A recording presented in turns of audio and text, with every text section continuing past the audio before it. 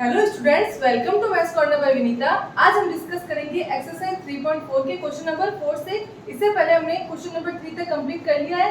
First है हमारा bisect each other. तो ऐसे कौन कौन से क्वाड्रिलेटर्स है जो जिनमें डायगोनल्स होते हैं आपस में बाइसेक्ट होते हैं।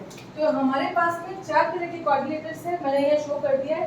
फर्स्ट हमारा स्क्वायर, सेकेंड हमारा rhombus, third parallelogram and fourth one rectangle. अब हम इन चारों को डिस्कस करेंगे कि क्या इन चारों के अंदर ये वाला क्वेश्चन का फर्स्ट पॉइंट फॉलो हो रहा है क्या। फर्स्ट हमारा कह रहा है बाइसेक्ट ईच अदर, डायगोनल्स इनके बाइसेक्ट करेंगे ईच अदर, इसके डायगोनल्स बाइसेक्ट करते हैं। हमें पता है, हमने प्रॉपर्टीज लर्न कर रखी है।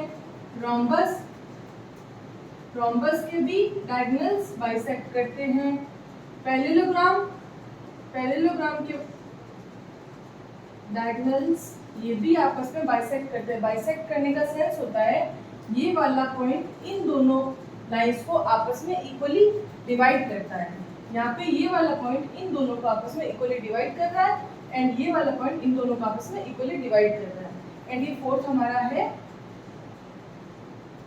रेक्टेंगल, इसके अंदर भी बाइसेक्ट करते हैं। तो हमारा जो फर्स्ट पार्ट है उसका आंसर क्या हो जाएगा, ये चारों के चारों हो जाएंगे।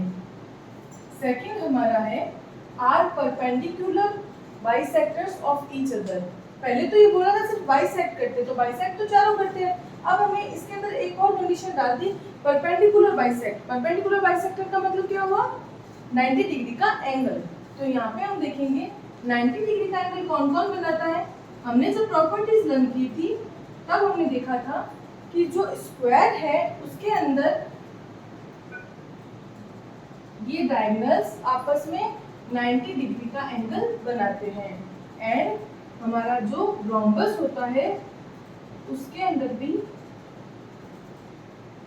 डायगोनल आपस में 90 डिग्री का एंगल बनाते हैं। तो हमारा जो सेकंड वाला है इसके अंदर हमारे कौन कौन से क्वाड्रिलेटर्स हो जाएंगे, square and rhombus, square and rhombus. Third हमारा क्या बोल रहा है, थर्ड बोल रहा है जिनके डायगोनल्स इक्वल होते हैं।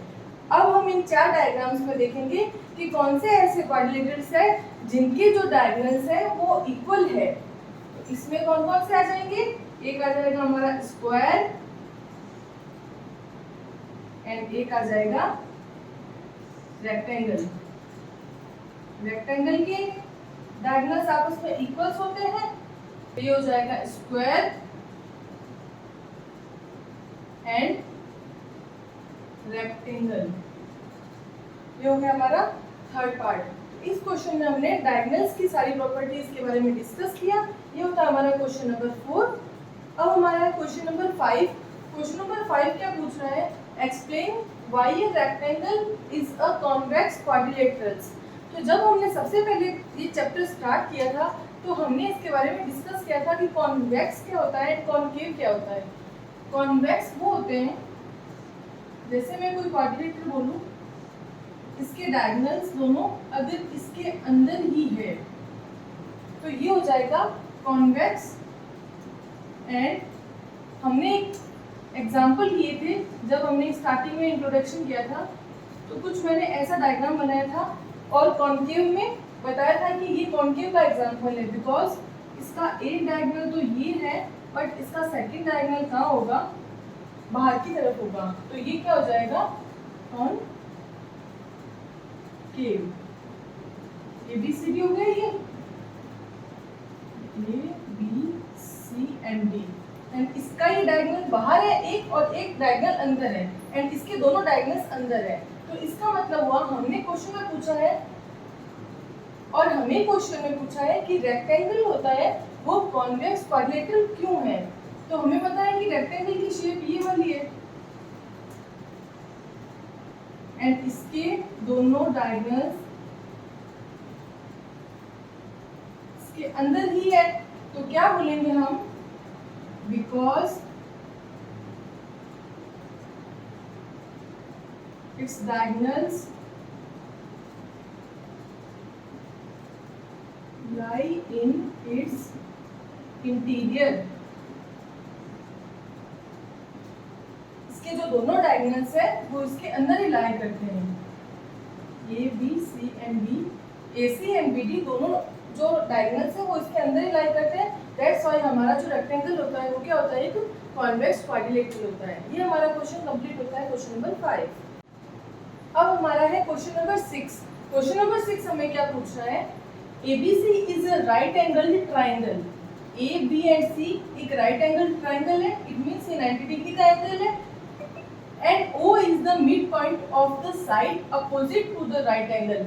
राइट एंगल के अपोजिट में जो साइड है उसका जो पॉइंट मिड है वो हमारा O है. And explain why O is equidistant from A, B and C.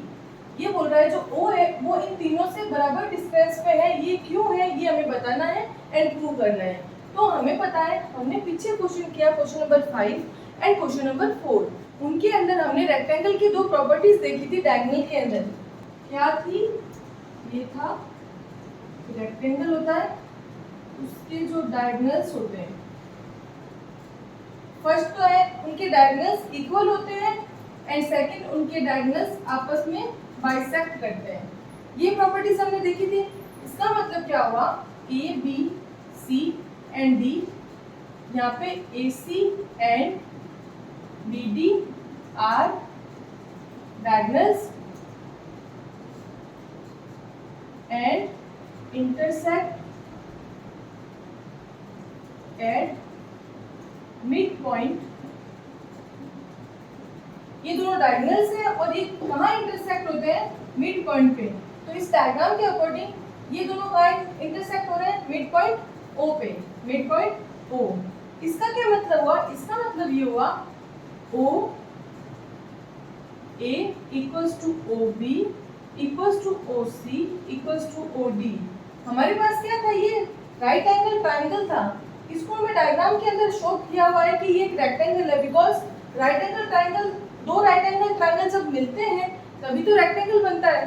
तो हमें क्वेश्चन के अंदर डॉटेड लाइंस में बता रखा है कि ये एक रेक्टेंगल है, उस हिसाब से हमने ये सॉल्व कर दिया. इसका मतलब हुआ कि ये चारों साइड्स इक्वल होनी चाहिए. दैट इससे क्या प्रूव होता है, इससे ये प्रूव होता है कि जो ये पॉइंट O है यहाँ पे, ये पॉइंट इन तीनों डिस्टेंस को इक्वल पार्ट्स में डिवाइड कर रहा है. So we can say O is equidistant from A, B and C. अभी तक हमने चैप्टर 1 से लेके चैप्टर 3 तक सारे कंप्लीट कर लिए न्यू एनसीईआरटी सिलेबस के अकॉर्डिंग. तो अगर आपने वीडियोस नहीं देखी है तो प्लेलिस्ट में जाके चेक करें और वीडियो पसंद आया तो लाइक करें, सब्सक्राइब करें एंड बेल आइकन को प्रेस करें.